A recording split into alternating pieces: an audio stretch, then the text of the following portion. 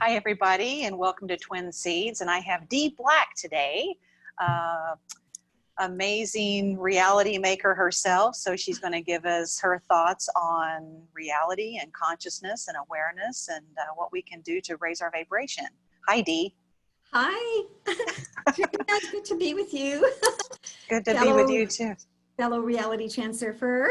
Absolutely, absolutely. Studying a lot these days. How about you? Yeah. Well, I love, I spend a certain amount of time of my day, listening to different YouTubes. I have favorite people that I listen to, but also listen to new people. And then the important thing is applying it, right?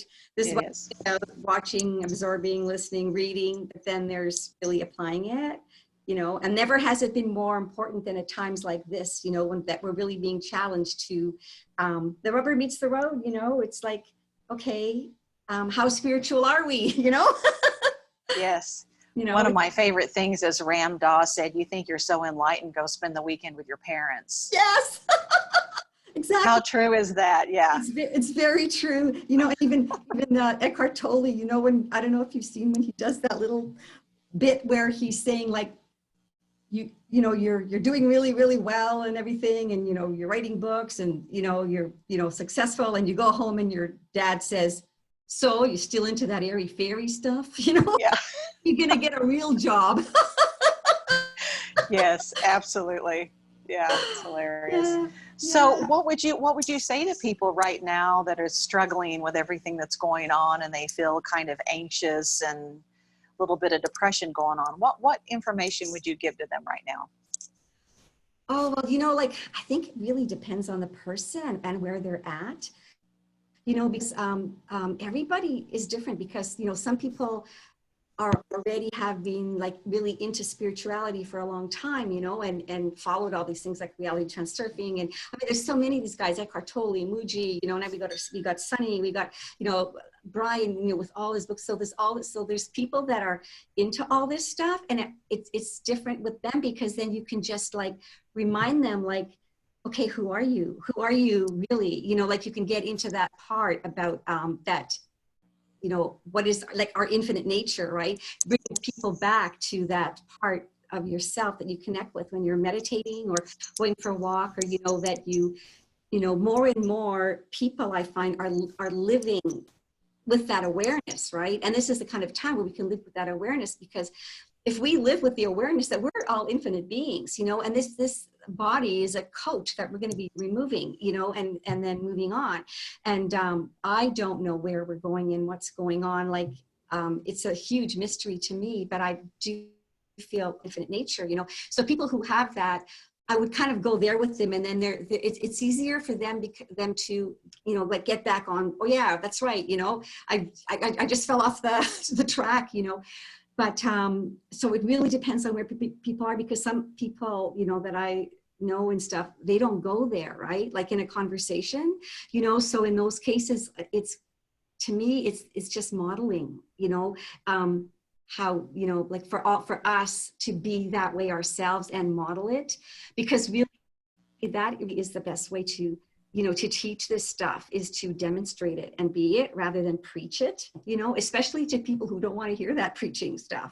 There's people like us who are just absorbing all the information from everywhere that we can go, but then there's other people who they're not really that interested, and then they're probably better off going to different kind of professionals, I would think, because I don't so much work individually with people as I just like am so interested myself in all this stuff, right? I like to share, all the information that, I'm learning, that I'm practicing, and that kind of thing. But like what do you think about that?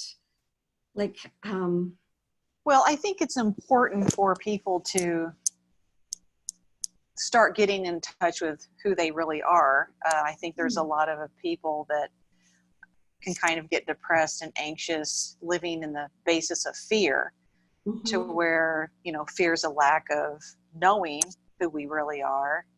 So yeah, I agree. You just kind of have to absorb and learn and go from there. Yeah. And you teach a lot. I mean, you have some really great interviews on your YouTube channel, Isness. So tell us about that. Well, as I was saying before we came on the call, like and actually the whole thing with starting the YouTube channel, I don't even really know how that happened. Like all of a sudden I'm in this reality where I have a YouTube channel. It's like I made a quantum jump or something. But at first I just started at the beginning of 2020. At first I just started making some videos on joyful aging. And I had, different talked about the attitude and different exercises and that kind of thing. And then, one day it just dawned on me that, I really want to actually go deeper into what I'm the most interested in, which does include joyful aging, joyful being, right? Yes. And this whole thing that I love, like exploring, like the nature of like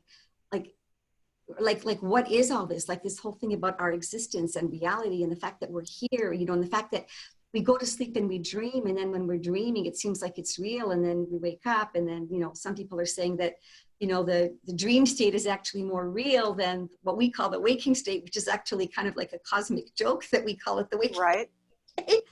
But so all this stuff. So I just thought, well, I really want to explore that more, So I'm doing two things there where I'm interviewing people, but I'm also have, a few like little videos that I'm doing on my own that are coming from this place where the human, and it's like Roxanne Swainhart. She's one of the people that I have two or three, I think right now, interviews with, and she's a channeler, like Abraham and nice. Bashar and Seth and all those, and one day she was channeling this miraculi, right? And she was talking about this miraculi, and that there are these beings that are they're kind of like our future selves, and they are totally like all powerful and aware of their infinite nature and very playful, and I so resonated with that, and so I kind of like have now named this little series on my website, the Miraculi, and I talk from that place, right?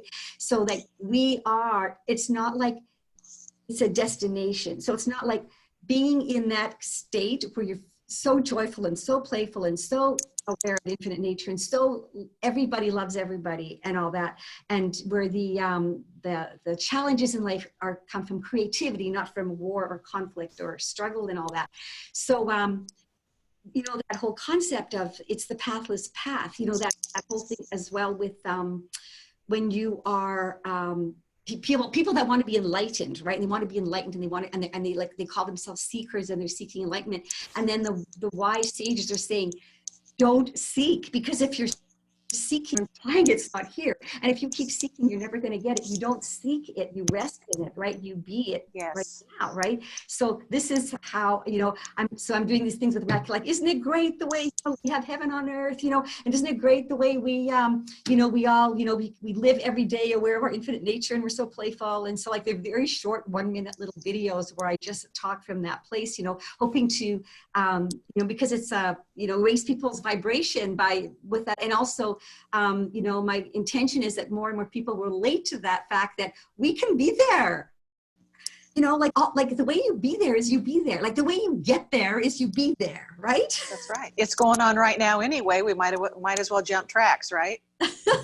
Yeah, exactly. That's very true. Like this whole thing about, there's all these different lifelines, and we can go to them, Like the other day, a friend was saying to me, like, it's hard to, it's hard to remember that you're always infinite. And then I reminded her that, well, when you say it's hard, you're reinforcing it by saying it's hard, And she goes, well, what should I say, that it's a challenge? And I said, no, you should say it's easy. You should say it's easy to do it, right? So like, turn it around, right? So it's like, and then the ego is going to go, no, you're not, you big fat liar. Like if you go, if you want to like place something on top of, like, okay, now I'm in this terrible place and I'm going to switch it around and go to this good place, then your ego's telling you you're full of shit, because it doesn't want you to go there, because it thrives on negativity. Like, I mean, just only because that's how it keeps itself alive, right? That's right. Are you probably familiar with the personal mastery quest? I think is like Yeah, I Sunny love Sharma. where he's Yeah. going with his channel right now. Yeah. Hey, everybody listening, you got to tune into him. Like he is, because, and he did the same thing where he switched his direction, right? He started his channel talking about manifestation and everything. And now he's totally into this whole thing about who and what we really are. Yes. That is the ultimate freedom, you know, like It is. so free, like we're totally free, like really right now, you know. And Bashar, you know, he says like circumstances, it's not the circumstances, it's the state of being, you know. And no matter what circumstances are happening, you can decide if it's going to affect your state of being. Like things can happen and you can go, that's not going to change my state of being. And then the miracle is when you do that, the circumstances change, you know. You know, I've given all of my, I have three boys, and well, I haven't given it to my 11-year-old. It's a little deep for him, but my two oldest boys, I've given them both Viktor Frankl's Man's Search for Meaning. And I guess they're not ready for it yet because they haven't read it, but that basically is the summation of it's not what happens to you, it's your reaction to it that matters. And I just got goosebumps through my whole, I just got rushes through my whole body when you said that. And it really is, because it's not what happens. I mean, it's your perception of it and what you make of it, you know. And like you and I have studied reality transurfing in like the advantage method, you know, what advantage do I have in the moment? I might not see it here, but I have the faith that there is some advantage in it. That right there changed my life more than anything, the advantage method. So what aspect have you read or studied that's probably help you more than anything else? You know, like that is so hard to answer, because I know many people have asked that question on groups and people list books and stuff. But I mean, there's been so many books. It's got to be like an accumulation. And it seems like in my journeys, almost in 5-year chunks, how, you know, because I keep moving through these, right? Like, because it, you know, when I was a young adult, so, you know, Wayne Dyer was really big then, right? And like Wayne Dyer, he saved my life. Like he saved the life of so many people my age, like baby boomers, because the way that the culture was at the time was God was given a bad name, right? And that's because of you know, all the, you know, religious wars and burning people at the stake and all this other stuff. And so it's like all this stuff in the name of God. So God was given a bad name, and then rationality came in and science and all that. And then people were having a spiritual hole in them. And then, you know, Wayne Dyer came out and he was talking about, you know, this inner God and everything. And he was actually transmitting, you know, Eastern teachings and all these things like through his Western writing. So I kind of like, you know, and so it's kind of all lumped together, you know, the Wayne Dyer, the Marianne Williamson, Return to Love. I probably read it 5 times, you know, and it's like everything is either love or a call for love, you know. So anytime that anybody is doing anything that is hurtful, it's a call for love, you know, and that, of course, you probably know, was based on the Course in Miracles. And you know, and then I went through all this in the Wayne Dyer and the Deepak Chopra, and then I went through this thing where I discovered Ken Wilber. Are you familiar with Ken Wilber? I am. Yeah, very familiar. And so I went through this whole period, and he was one of the first cyber gurus, because he was one of the first spiritual people who was on the internet, like when the internet first came out, right? And the way that I found his book, it was incredible, because I was I was at work, and all of a sudden I felt like something grabbed me and pulled me, right? And so I went along, and I was on my lunch break, and I pulled into a bookstore, right? And I'm going like, well, what, you know, like, and then I saw a book by Dan Millman, and, you know, he wrote The Peaceful Warrior. So I took that book, and I sat down, and then all of a sudden I started reading this book, and all of a sudden my foot started itching, and it was really, really bad. I couldn't ignore it, and I started scratching it, and then I was scratching it. I came face to face with Ken Wilber's face, right? And I went, oh my God, you know, this thing happened to me. And it was A Brief History of Everything, right? Yes. And I took that book, and then all of a sudden I realized that I was way late going back for my lunch break. The damn Millman book was on the floor, and my shoe was off, and I stopped.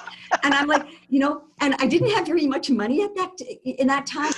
It's like 20 years ago. And I was like, on my lunch break, I would go and I would read. And finally I did buy it, but I was reading. And at the time, you know, we didn't have phones and stuff. So I'd go to a dictionary, and I'd write down words in a notebook and I read, you know. Mm-hmm.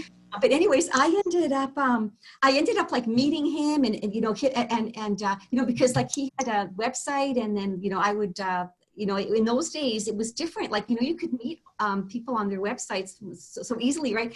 And so, yeah, so I had been to his loft many times and talking, but what he really helped me with is that, well, two things. You know, he had the 4 quadrants because he said like everything has an interior and an exterior, and it also has a collective and an individual. And there's an individual interior and an individual exterior, and there's an inner collective and an outer collective and all that. Because I was starting to go too inward, right? Because I was so into being spiritual and all that, and fascinated by that I was kind of like, you know, not refusing invitations from friends to, you know, starting to get super antisocial because all I wanted to do was focus on this stuff. Oh, yeah. So it really helped me in realizing, wait a minute, I'm not balancing myself here, you know, and also the whole thing about the levels of development, right? Because if somebody's really good at something, people expect them to be good at everything. And that happens a lot with spiritual teachers because spiritual teachers are human. And so if a spiritual teacher makes a mistake, it's such a big outrage in the community. I mean, meanwhile, they're human too, you know. So and actually there's so many things that I learned through Ken Wilber. And then I moved on to evolutionary spirituality, and I was in the community of that for 5 years through Craig Hamilton. And then I really started getting into all the channelings, you know, the Abraham and you know, Seth, and then Daniel Scranton, and that's how I came across Roxanne, you know, and yeah, and so it just keeps going like that, you know, and I just keep going through these chunks, and I just keep moving. But as Ken says, you transcend and include. You don't transcend and exclude. So as you move on, you include. You know, you include what you've taken with you. So it just seems like you know, a never-ending journey. But where I am right now is I am really more than ever, especially during the time of what's happening in the world, realizing that there is definitely no one objective reality, you know, like, you know, and that is so clear, like, and like every single person right now on earth is processing this in their own way, you know, and like everybody I know has a different interpretation, a different experience of what is happening. And this is making it more and more obvious to me now, you know, and there are no two people who experience everything the same way. Like, you know, we can have things where, oh yeah, we agree that this and this and this and this, but then there's always going to be this where we have different perspectives on it. And so it's so expansive that way. Like it's so freaking big, you know, and everybody's got this reality. It's like this tapestry where we're all interwoven with each other. It really is. Yes. Yeah, it's fabulous. I love your story. Oh, thank you. Yeah, that's great. And it's funny too, because it kind of was the same way. In fact, I've never talked about this before, but I had my own business. I was an interior designer, had my own flower shop, and very successful business. And I had everything that you could possibly want. And I remember just laying in bed one night and turning over and thinking, I need something spiritual in my life. And then I went to sleep. And then that weekend I was on the treadmill and I flipped on the TV to watch TV while I walked. The only channel that I could get the reception, Wayne Dyer was on it. And it was 21 years ago, and it was way back when he was doing the power of intention. And I remember the public TV thing. Yes. And I remember I was walking and I was listening. I'm like, oh, I love this guy.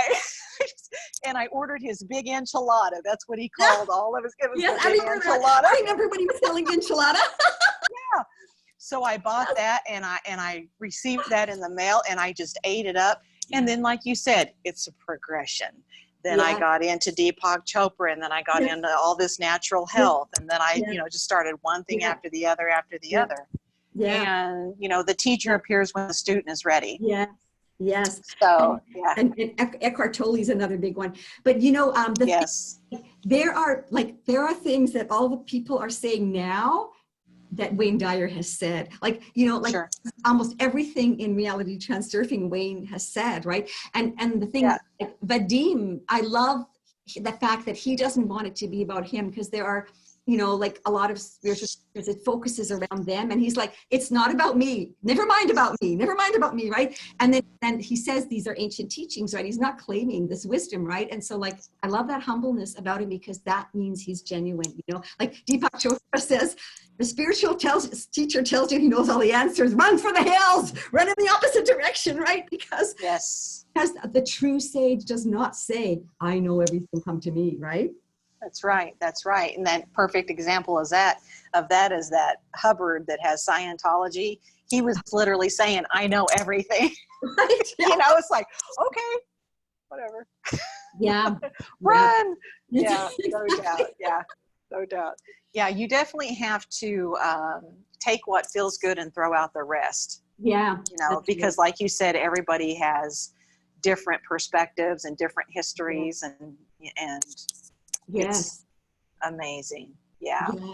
So if somebody's go ahead. No, well, I was going to say, like, is it just so amazing that we exist? Like the more I think of it, the more mind blowing it is. Like, I mean, I don't know how much more my mind can be blown, because it's like, we exist. Like, that's so fucking huge. Like, what's bigger than that?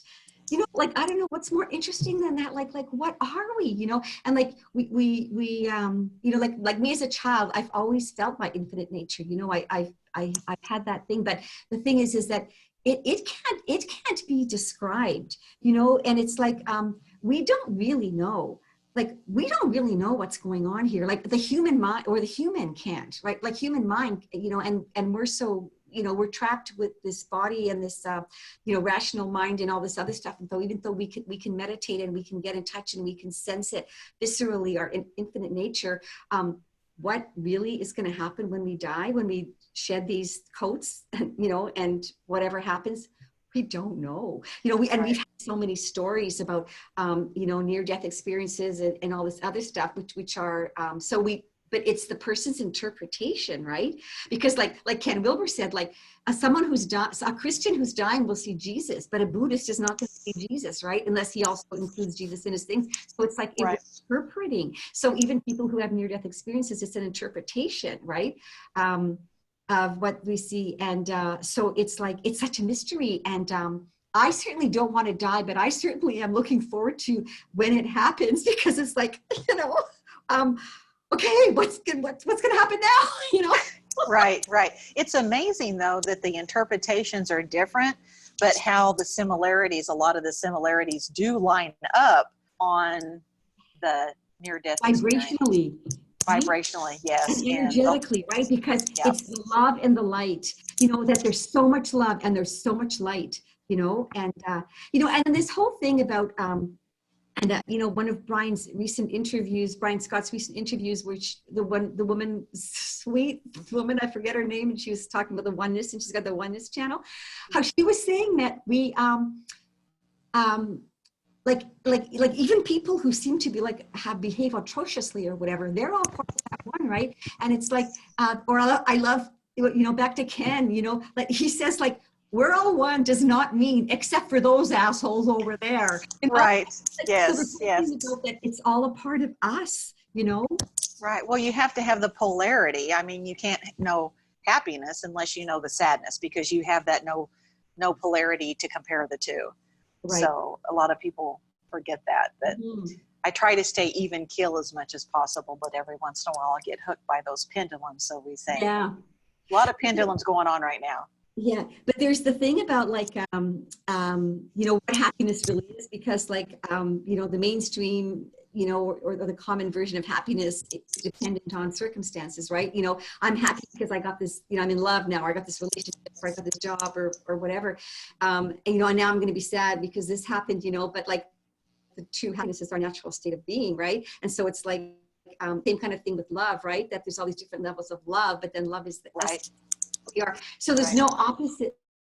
Like this level of love has no opposite, and the deepest level of happiness has no opposite, except like on the human level, because we're here to play, right? We're here to play the game of human on earth, and the game of human on earth definitely has polarities, and it has time, right? Although now we're playing more and more with time, you know, and you know, you know, I love like with Cynthia Sue Larson, all these people that have sent her their, you know, stories. And it's like, so many of these happen with time. And I think it's happened to so many people, like you're late for somewhere and you arrive early, or, you know, these kinds of things happen, right? And it's like, and then always it's like the rational mind is like, oh, you're just mistaken. You just remember it wrong. Like, that's really not, you know, that couldn't have happened kind of thing, you know, but it's like, there's been so many times that I've had to be somewhere and I'm going to be late, and I'm like, nope, I have plenty of time, and I end up like 5 minutes early, and I'm like, sweet. I'm like, oh yeah, it's so malleable. People don't realize it's just, everything's fluid, you know. yes. Our consciousness is very magical Yes. if you embrace it. Yeah. Yeah. It really is, you know, and we can play with it, and it's really such a gift, you know, to be, you know, because even though we're infinite beings, and having a human experience, it's so much fun to have this experience and to be this, you know, and even like when you were saying about the polarities, like good things happen and bad things happen, but there's a sense of aliveness even in the deepest sorrow, right? Mm-hmm. Bliss. There's a bliss of being, like in every situation.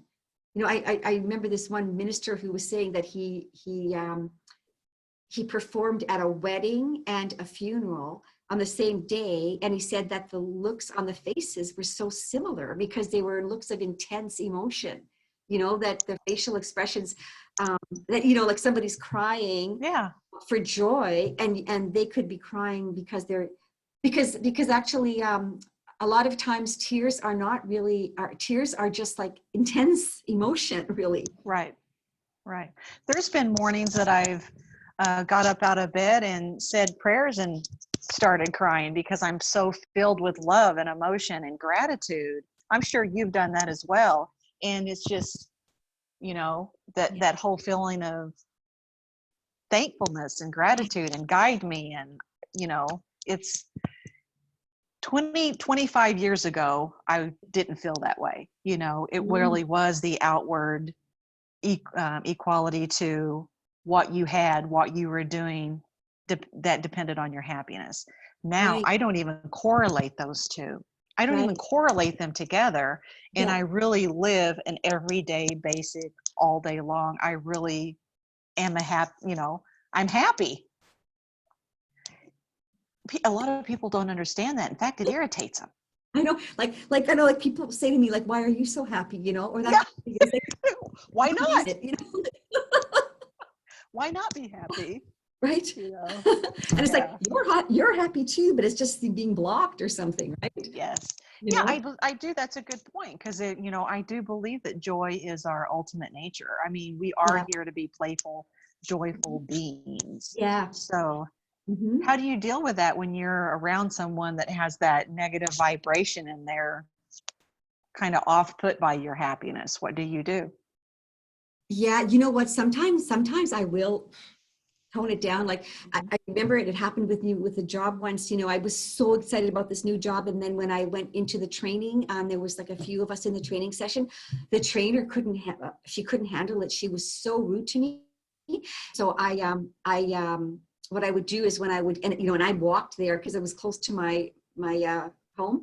So I'd walk to work in the morning feeling great, and I was so happy about my new job, everything. And then when I'd go into the training room, I would bring myself to a neutral position, and not just so that. And then she was very nice to me, right? And I did that as a survival thing. Now this was a long time ago, but Right. I don't really notice that kind of thing anymore, because I think that I've done so much practice that I've really practiced my state of being, like being aware of my state of being and not giving away my power, to other people, But I also find that if we really, that thing about, okay, my highest self is now going to interact with their higher self, right? And then they start to respond from a higher place, and it's that namaste thing, you know? So, and actually my, the last job I had before I retired, one of my things I had to do is if a customer was, you know, wanted to speak to a supervisor, like, you know, an angry customer, then I would take those calls. And it was like a great field for spiritual practice, you know, because Yeah. I get on the phone, I go namaste, you know, and I would, you know, hold the space for them and let them talk and right away make them feel like I'm here to listen. And then, and I'd come on the phone as if I'm, about to talk to my best friend, like with that kind of like, you know, looking forward to talking to them kind of thing. So it's a really good opportunity for that. And the thing about it is 99% of the people respond to that really well, because it's like, if it's a genuine heart-to-heart connection, you know, and then unfortunately there would be about 1% of people that it wouldn't work on, because they would just be so stuck and would just want to be angry and Right. fight and that kind of thing. Because like it's a habit, right?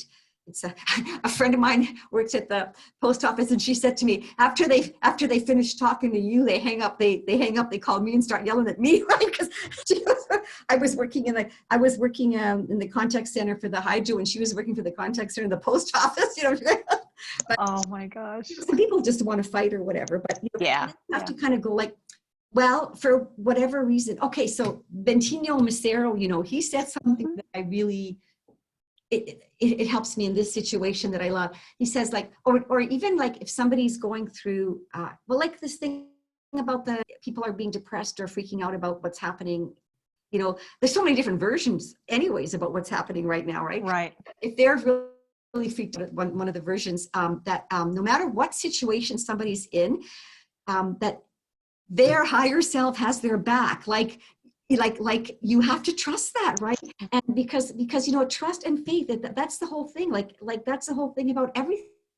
It's about worry, right? Like worry is a poor use of imagination. Worry, opposite of having faith and knowing that everything's going to turn out well. So like worry there's like not one thing that worry resolves. Like worry does not help one thing, right? Yeah.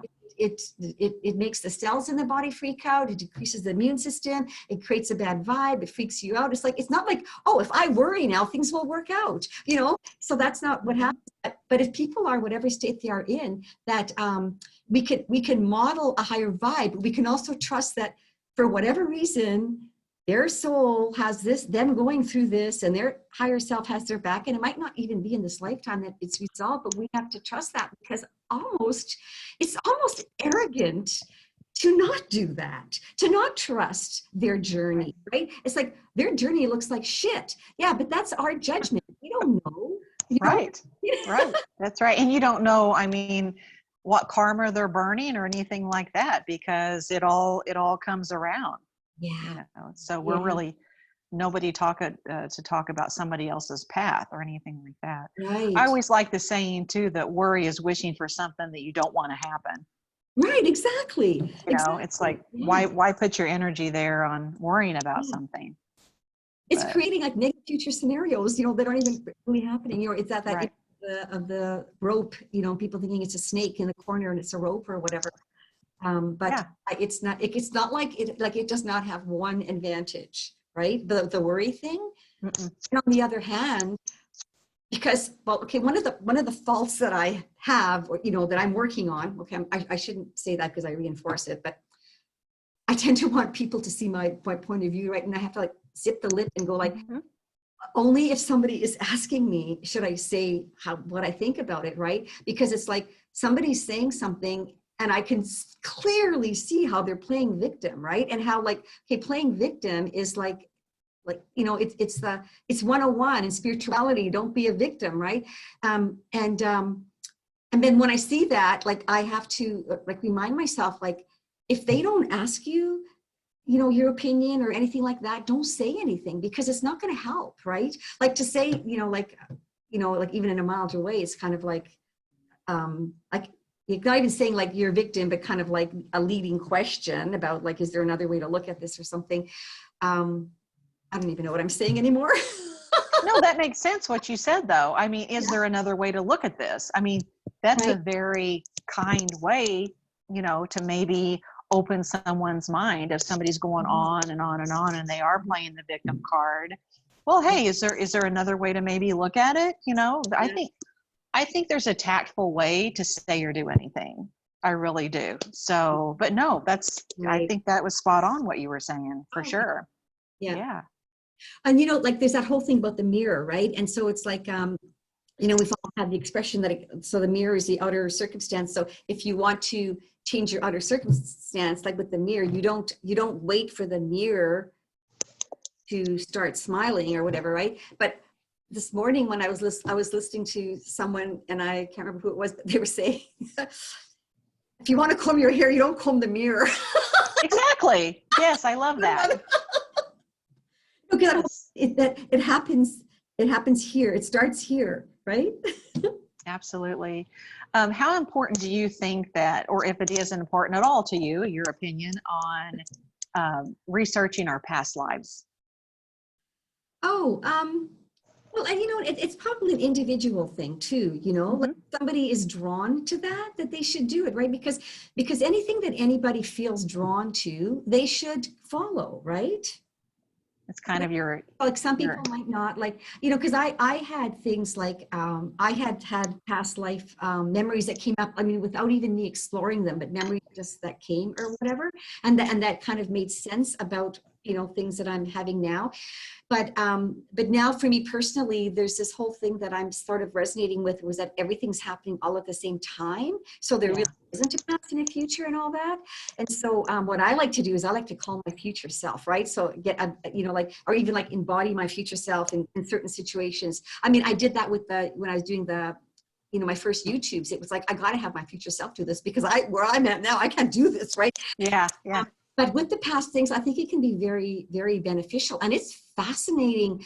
It is. The children, like when children are born with scars, like someone was stabbed in the back and they're born with a scar on their back, or the things when children remember previous lives, and there's been books written about it and studies being done. So it's really fascinating. It's very fascinating. Yeah. Yeah. I think it can help us recover some things that we need to take care of in this lifetime. Mm. And I Mm. don't know, are you familiar with Michael Jaco, ex-Navy SEAL and CIA? He does a lot of Mm. past life. He has I'm some definitely. courses and stuff. It's very interesting. And he has some very interesting stories. Okay. So does he have I guess I'll just Google him, right? Or does he have a certain channel or? Yeah. His YouTube channel is Michael Jaco, and then he's on Facebook, Michael Jaco, and his website is unleashingintuition.com. Okay. Is it Jaco? Jaco. Oh, Yes, yes. Jaco. He's Okay. a wonderful, wonderful man. Proud to call him a friend now, and he has yeah. He's incredible. He's got some really good courses on past lives, Right. and he's been some interesting people, and yeah, it's Yeah. really fascinating. Yeah, so Yeah. I've kind of been diving into that lately myself, Mm. so Have, uncovering some things. have you had, do you have any like memories like from the past or? Oh, Well, I'm kind of uncovering some things right now. I actually had a couple years ago, I had a QHHT session that Dolores Cannon yeah. developed. It is QHHT. Did I say that right? Yeah.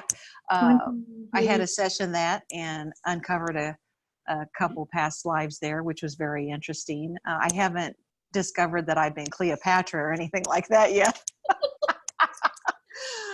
But it's yeah, so I'm uncovering some things, so it's just very fascinating. So I was kind of wanting your take. Have you Yeah. done any kind of work on that? Yeah. Yeah. And so I haven't done any work, but I've just had some memories, right? Like I had, like I, it's been very strong with me since I was a child, that I was a ballerina, and like when I would hear certain classical music, I would like remember the choreo, right? But also that I was dropped, my career ended because my partner dropped me, and I actually was very bitter towards him and blamed him for ruining my life. And then that my father in this life was that partner who dropped me, because then I had like issues with my father, and it really seemed to me like I had to forgive this soul, right? And the feeling that I have for my father now is so good. It feels so good when I think of him. And my sister actually really helped me with that, right? But we were very afraid of him, and he was very angry and very violent. But I can understand his. He had a rough life when he was I mean, he was mild compared to his parents, right? But also this whole thing about that, for me, the lesson was to forgive him, you know, and it feels awful when I think about the fact that I spent the rest of my life blaming this man for ruining my career. It's terrible, right? Like, I'm not very proud of that, but I don't know where that came from, but it was all intuitive, right? Right. When I would hear certain classical pieces and remember the choreography and then have all these things, you know, and just it all just came to me, you know. The bulk of it came to me one day when I was vacuuming, actually. And I guess the vacuum put me in a hypnotic state, right? Right. You went to that level of brain activity that boom, you were there. Yeah. That's fascinating. I love that. Hey, but at least you uncovered it and then you did forgive. So Yeah. since it's all on the same timeline anyway. Right. Yeah. There you go. Yeah, that's awesome. That's fantastic. Anything else that you have uncovered that has been an aha in your life that you'd like to share? From the past, you mean, or like from previous lives? Anything. Yeah. Or I think that's the only thing I can remember from previous lives, I think. Well, actually, you know what? I did have, one time I was in a hypnotherapy thing. Like a woman did hypnotherapy on me and I was just there for counseling. And I saw myself as a young man going off to war. And I was probably only like 14 years old, but I remember looking in the mirror and I was wearing all this fancy garb for going off to war. And that's all I remember. So I don't know where that came from or what that was, but I think I died. I think I was like 14 and I was sent off because I think I was going to be going on horses, you know, and whatever, you know, I don't know, but then I don't really know how that, it was just a flash that came. So it wasn't really, Isn't it amazing? Consciousness is just, like you said, who are we? This human body that's takes care of itself and our consciousness and what we have access to. It's just so fascinating. I know, you know, and all the stuff about spontaneous healings, you know, and the placebo effect and, you know, all the amazing work of, you know, Dr. Joe Dispenza, you know, that, you know, bless him because he's putting science behind, you know, what we intuitively know is very natural, you know, and it's wonderful, all these things that are coming out. And, you know, like Bruce Lipton, you know, that, you know, he was kicked out, you know, he was kicked out for saying that. Yes. Epigenetics, kicked out from the university for saying that it's not the genes, you know, like, and then now, you know, he's right, of course, but yeah, so all these discoveries that are coming out, you know, even with, you know, the quantum jumps and the quantum leaps and the reality transurfing, you know, you switch to another timeline. I like when Renee said, I wonder how that timeline is doing, where I'm like, you know, down there and I'm, you know, struggling and hating myself, and, you know, because it's like there's all these versions of ourselves, right? Burt Goldman, I don't know if you're familiar with Burt Goldman, quantum jumping. Oh yes, from a long time ago I watched yes, very similar. And he actually does a lot of meditation sessions where you actually meet that self, you talk to them, find out what do I need to do to get to that timeline. And it's amazing what this man has done. The music, the artwork, it's just incredible. Yeah, so it's amazing. All of these programs and systems and ideas are all melding together. Spirituality is meeting up with science. The work of Greg Braden is fabulous. Just all of it. It's just, we are in a great awakening right now. Yeah, I do believe that. And it's exponential, you know, and like the collective light, because I mean, I can really feel that collective light, and it's like no matter what is happening on the external and the circumstances, and there's different versions of it anyways. Like I hear so many different versions about what is really going on, and it's like I don't know what's going on. All I know is how it affects me, you know, and right. But everything else is stories, and it's like that with anything anyways. It's just more prominent now because like I've always felt that, like, well, not always, but like it's become more prominent to me, like that everything that is not in our immediate experience is a story, you know, and whether it's a true story or not, story, and then there's this whole thing about, well, this is real and this isn't real, and things are slotted and everything. We don't know about history. All, you know, you know, things are written in history and it's being taught, but we don't really know that that's what happened, because they say the history books are written by the victors, and like, just because it's written down, does it really mean it happened like that?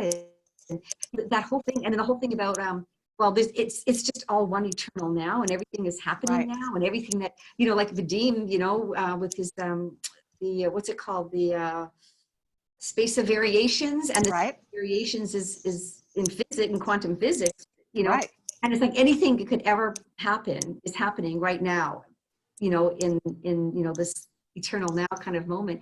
And it kind of makes sense that that's what's happening, you know. It does. And look at what so many of us are choosing, because it really does come down to that ultimate free will choice. Yeah. In every second of every day, those little bitty choices actually mean so much. Yeah.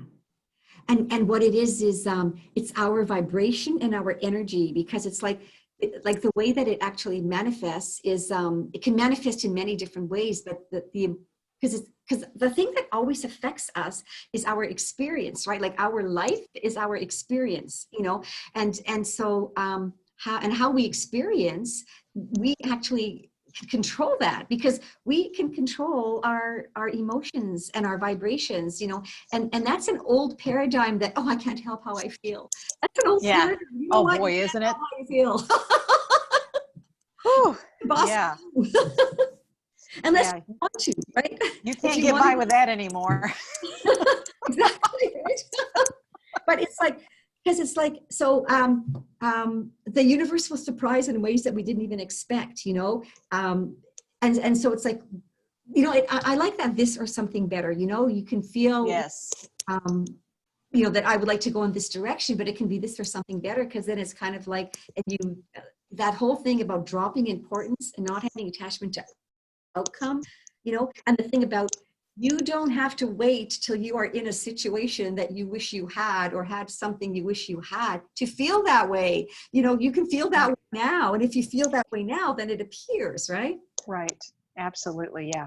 I try to make my decisions on what I do on really, where does it feel in my body? Does it feel good? Because you can get the ultimate answer by tuning into that energy and that vibration. And I mean, I've made some decisions over the past few weeks that kind of was not really my average choice, but I tuned into my body, and it was like, okay, well, I'm going to go for this decision then, because I have a feeling that that's the right thing to do, you know. So I just try to live every day with integrity and honesty and following that feeling of truth. So it's all we can do, pretty much. I love that you said that, because, you know, the body doesn't lie. Doesn't. Yeah. And that's why when somebody is saying something that they don't really think or feel, you know, you can intuitively pick it up, because their body is conveying something different, right? And it's having that important to be harmonized, you know, be in alignment with what we're saying and what we're, or what we're. But I mean, it's good to be honest with ourselves, right? And to allow, right? So when we're feeling like shit, you know, we're feeling really bad, to let it, right? And go, okay, where am I feeling this? How does it feel? Oh, I feel like I'm being stabbed in the gut. And okay, let that be, you know, and then whatever, instead of resisting, because it's resisting it that makes it, you know, what you resist persists, it keeps it alive, right? So it's like, okay, I'm feeling this. What is it? What is it? Where do I feel it in my body? Feel it in my body and let it go. Okay, come on, you know, and then all of a sudden it moves through, you know. It does. And my mentor, he's wonderful. I love him. And he actually says, if you have a feeling, use anxiety, or like a lot of people have panic attacks. He uses this as an example. Yeah.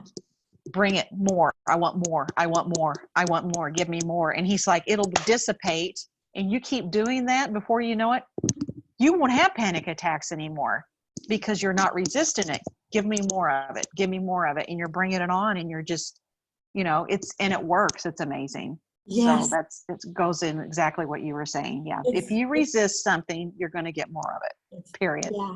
It's so true. It's so true. And, you know, and it's amazing to sit there and watch it happen. You know, it moves through and it goes away. And the thing I love about, like, inviting it back, you know, and one of my favorite talks of Muji's, you know, he's talking about that when you're feeling all that, you know, and how to let it be there and not fight it and see where it's in your body and all that. But then he says, then even when it goes away, say, hey, come back, give me another punch, throw another punch. And then it's like, right? And then he says, and then it sends you a text saying, I'm not coming when you're aware of me, you know? Yeah, exactly. That's right. Yeah. It's like, come on, you're not there with me. You know, and I love that you're saying, give me more. And you know what that reminds me too of, it's a little bit off topic, but it reminded me of Byron Katie. She said that, you know, when she first started giving talks, then, you know, like there was this guy in the audience and he was like yelling things to her, like, you know, you really should wear better clothes. Like someone like you should look, you know, and someone like you should have better makeup. And she said, like, she would just go like, tell me more. And she goes, that's a really good thing to say when somebody's insulting you. Go like, thank you, tell me more. So it's like, it's that, again, that thing of not resisting it and not being, you know, wishing it wasn't happening and trying to fight it, but just go, okay, bring it on, you know, tell me more. That's right. And without having to be like offended about it or anything, you know. Byron Katie's work has affected a lot of people. Yes. Yeah. Even the one simple statement, is it true? I mean, and you just boil that down. It can, she's fascinating. Yeah. This is the third time in this conversation when you talk and I get like Kundalini through my whole body. Like you start saying something and it just goes right through me like, wow. I love it. I guess your body was like, yeah, I needed to hear that. Yes. It's I love it.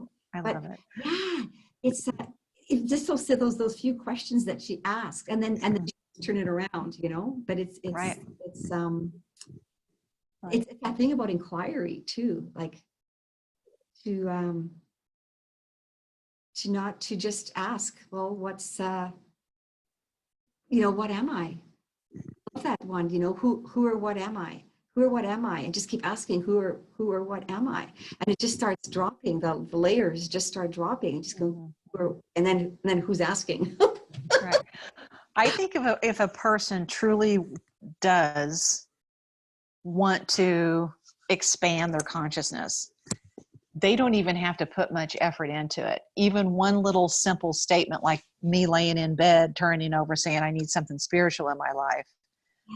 Oh, get ready. I went down the whole rabbit hole. Get ready. Oh my gosh, my life. You know, I think it only takes just a little tiny inkling and you've opened up the gate to some really fascinating self-exploration to come in. Amazing. That is so true. It's just like the one little thing, you know, the one little like asking, you know, or opening to it, and it just comes in a flood, right? It does. It really does. Since like sincere asking, right? And oh, that's beautiful. So you just said that did you say you run a treadmill when you said that?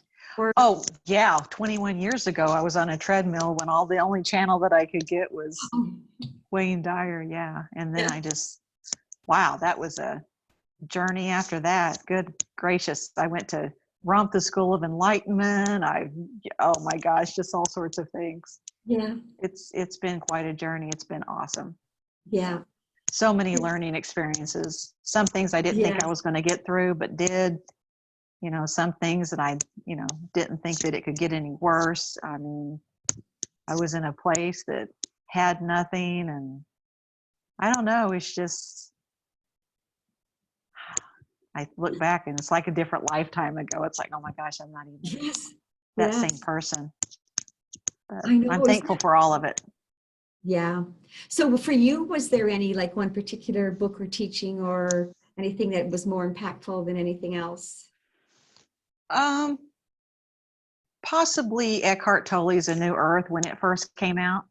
That probably had the most deep spiritual self-actualization in it. Of course, I have to give credit to Wayne Dyer, because if he wouldn't have made me watch that on TV that day, then my higher self was holding on to the remote while I was trying to change it. But yeah, But when I was studying Wayne Dyer, then it kind of went from there. I was kind of on a little bit of a surface level, not totally deep, until I read A New Earth. And then when I read A New Earth, it's like this whole other dimension to open up. And from there, I just started really, Wayne Dyer, I was living in Southern Illinois, about 45 minutes from Kentucky at the time. And Wayne Dyer was going to be in Minnesota. And I didn't get out a map. I didn't look. I'm like, I don't think that's very far from me. I didn't do any planning. I paid for the class and got in my car and drove there. I didn't realize it was like 13 hours from me. And I got there. I was like, oh my gosh, I'm going to miss this class.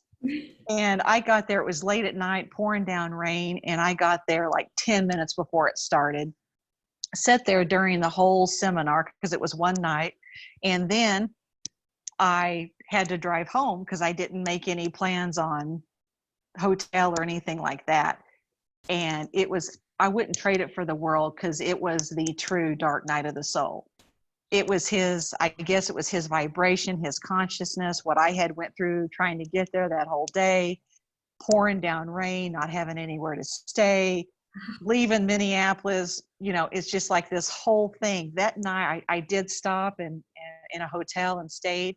It was the weirdest. It was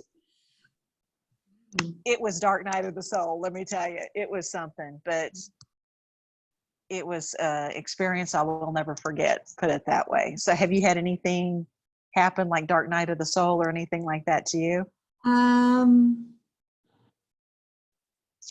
I think I've had a lot, but I'm kind of like shooting blanks right now because I just wanted to tell you that I had I actually have a little note from Wayne Dyer because I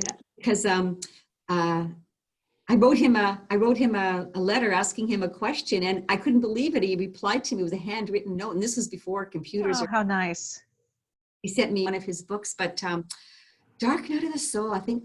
Well, one of the really profound experiences I had was I was actually reading Stephen Levine, and he wrote about healing into life and death and who dies. And he said he and his wife worked with dying people, and he just wrote some brilliant books about, first about the thing that death is not a failure, and like especially in those times when the book was written that hospitals and doctors, they would act like if someone died, it was a failure, but like death is the other side of birth, and actually that's what I love about Eckhart Tolle. Says in his books, and I think he said it in New Earth, that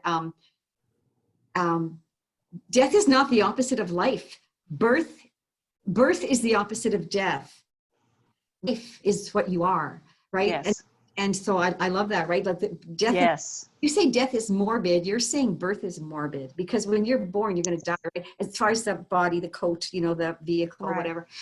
But anyways, and I was going through this thing still with my father, and I was very sick, and so I was I was home with I was married at the time, and we had kids, but I had a very bad cold. So I just wanted to stay on the couch downstairs, and I had a big box of Kleenex. I was, and I was reading his Healing into Life and Death. But anyways, and then all of a sudden, I just felt like this wave came into the room, right?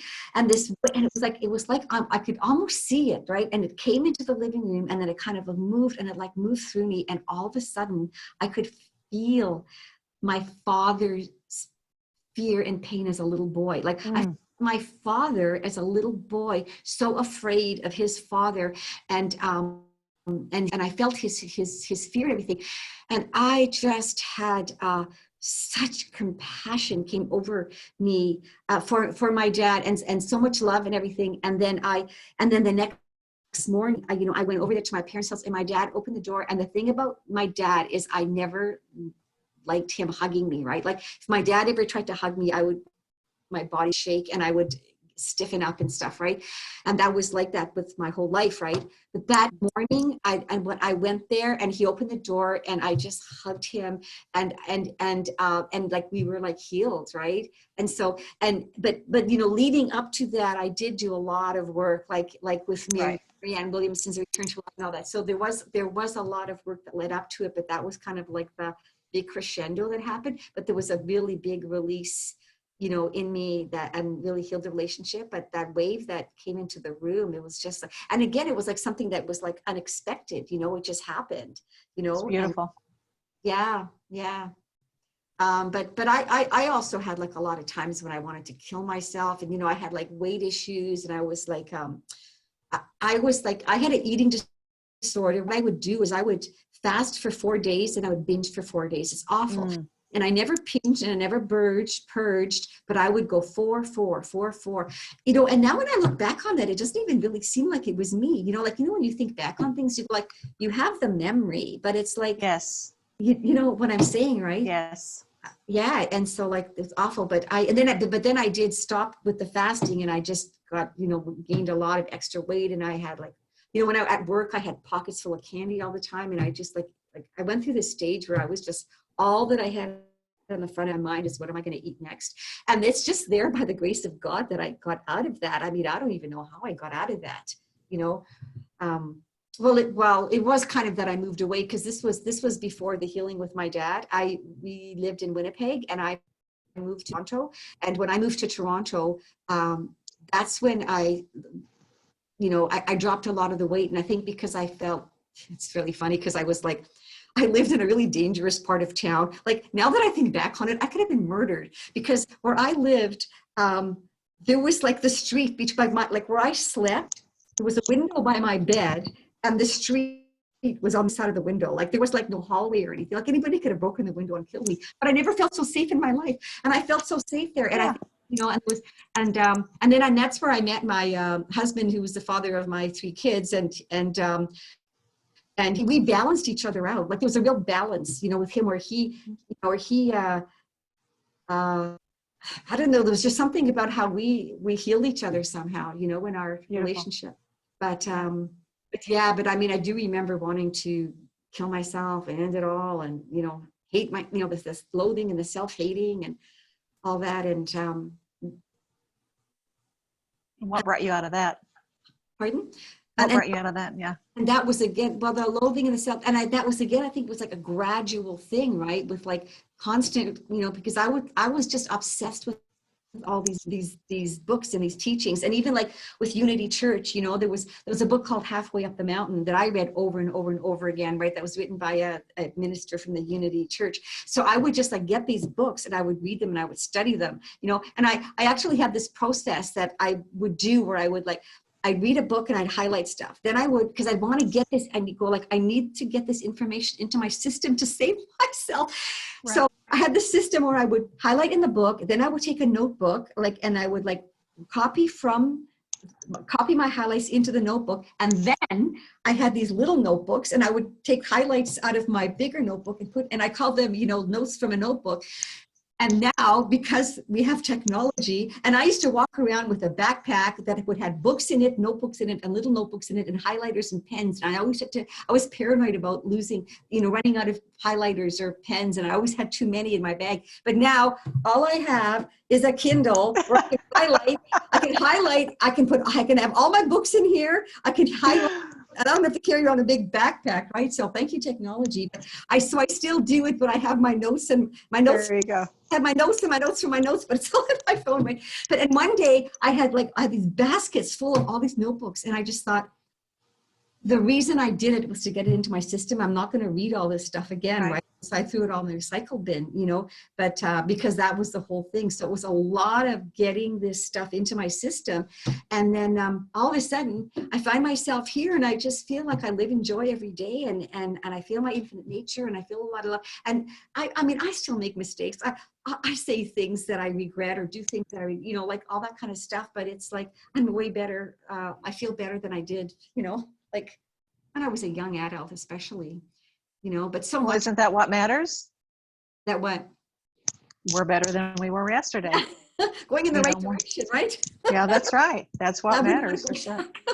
I love, okay, so I'm going to be 65 in August, and I love it, you know, and I think it's like so, it's so exciting to just keep going like this and feel like this, and like knowing like, well, one day everybody's going to shed the coat, you know? Right. That's right. I am curious about something. When you threw all of those notebooks away, yeah. was there a little bit of a feeling of a release there when you did that? Yes. Kind of. Yeah. Yeah, like I just kind of like, because I thought, am I ever going to read these again? And I actually opened some up and read them, and I thought, okay, I got all this, you know, because I thought maybe that it's like, but then I still take notes now because it's like, Right. I still do it, right? Because it's like, and some of the stuff is the same stuff, but in different words, because Yeah. you know, basic wisdom, as you know, Vadim has in his book and says it's ancient wisdom, the basic wisdom hasn't changed. No. Right. But it's the, except for maybe the fact about the, you know, like, I mean, the parallel realities and the timelines and all that, because like, you know, Wayne Dyer and Deepak Chopra and Marianne Williamson and Eckhart Tolle and all that, they don't talk about that, right? Like that Vadim talks about, like, you know, the fact that there's different versions of ourselves, right? And then what we align with, but they say it maybe indirectly or something, but other than that, it's nice to have it with a different languaging. Just like the one I got today about the combing, you know, because I've heard the mirror analogy so many times, but the new one is you don't comb the mirror when you want to comb your hair. Right. That says it all. It makes you realize how far advanced Albert Einstein really was, because, Right. you know, talking about parallel universes and all that good stuff and time. And I'm trying to tackle the time concept right now. And it's very interesting. You know, you can kind of go down these deep rabbit holes with that too, which is a lot of fun. You've got to keep it fun. That's like you said, that's why we're here. Yeah. Fun and embracing that, you know, that inner child and light and faith and knowing it's all for the best. And yeah, well, there's that thing about how, like, with quantum physics and that, where like everything actually blinks in and out of existence, right? So the thing about it is, where do we go when we blink out? Because like we're always, so it's like we, you know, like that's really interesting because there's that thing about time where it's like a snail moves fast compared to a blade of grass growing, right? That was another thing I heard recently that I thought was really cool, right? So you think a snail's moving slow, but to a blade of grass that's growing, a snail's moving fast, right? So in that same way, like when we're blinking in and out, yeah, we think that's quick because it's like a millionth of a second or whatever, but really that's just relative, right? So like, you know, how long is that period when we, you know, we're here and then we're not here? So where do we go? You know, and we're probably like jumping around in different, and maybe it's even different, you know, versions and dimensions that we couldn't even possibly imagine. Because again, like our human mind, and especially because we've got this rational part of our mind that's really, you know, quite firm. And our imagination and everything, like it's probably so much vast. Absolutely. You know, and that what's going, we can't even possibly imagine, you know, what it really is, you know? Yes.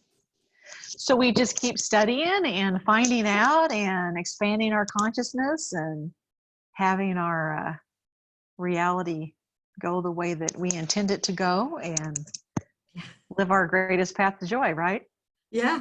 Yeah. Beautiful. We're all in this together. We are. We're a big collective and big collective consciousness, you know, and people are at different, you know, having different experiences and different perceptions, but that's what makes it interesting, right? Like if we all had the same perspective, that would be a totally different world. Maybe we would be more like ants in an anthill or something if it was like that, right? Oh my, yeah. Yeah. Dee, thank you so much for talking today and sharing your wisdom and your past and all of your beautiful thoughts with us. We certainly appreciate it.